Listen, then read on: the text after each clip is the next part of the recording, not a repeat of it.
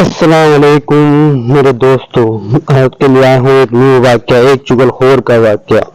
ایک شخص نے بازار میں دیکھا کہ ایک شخص اپنا غلام بیچ رہا ہے اور یہ آواز بھی لگا رہا ہے کہ یہ بہت اچھا غلام ہے، اس کے اندر اس کے علاوہ کوئی اور عیب نہیں، کہ یا کبھی کبھی چگلی کرتا ہے۔ کہ شخص نے یہ آواز سنی، اس نے سوچا کہ یہ تو کوئی عیب نہیں ہے، چگلی کرنا تو عام سی بات ہے، تو اسے کیا خرابی ہے، اس غلام کو خرید لینا چاہیے۔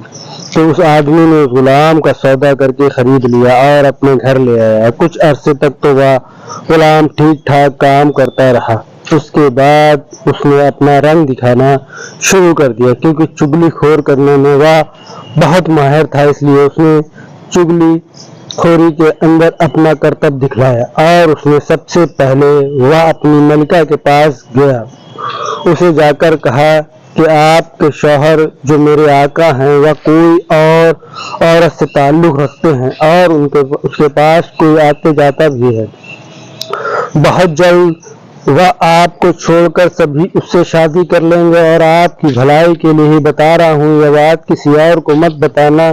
یہ بات سن کر اس کی بیوی بہت گھبرائی اور پریشان ہو گئی۔ پھر غلام نے ہی اس کی پریشانی کا علاج بتایا اور اس سے کہا، میرے پاس ایک ترکیب ہے، کہو تو میں آپ کو بتا دوں، میں تم اس ترکیب پر عمل کر لو۔ مالکہ نے کہا ٹھیک ہے بتاؤ۔ تو اس غلام نے کہا کہ جب آپ کا شوہر سو جائے تو اس کی داڑھی کے ایک دو بال کاٹ کر اپنے پاس رکھ لینا، پھر دیکھنا کیا ہوتا ہے، پھر وہ ہمیشہ تمہارا ہو کر رہیں گے، کبھی بھی دوسری عورت کی طرف نظر نہیں اٹھائیں گے۔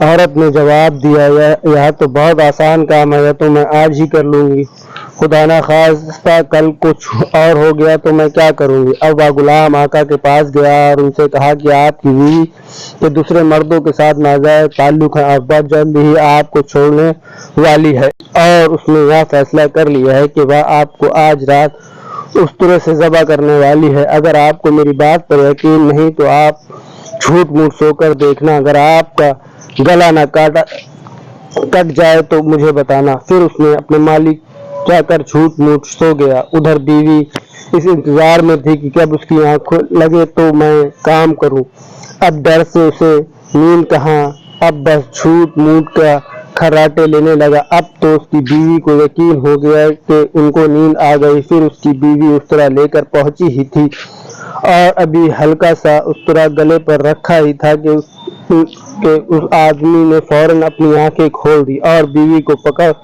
کر کہا، اچھا تم مجھے مارنے جا رہی ہو۔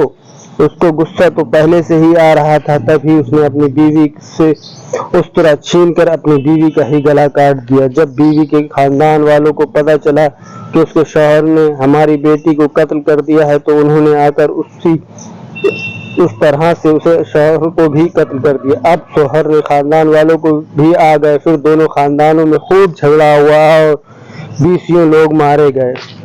سبق: تو محترم دوستو، آپ نے دیکھا کہ اس غلام نے ذرا سی چگلی سے کس طرح سے دونوں خاندانوں کو تباہ کر دیا۔ محترم دوستو، چگلی اس لیے اللہ تعالیٰ نے چگلی کو حرام قرار دیا ہے۔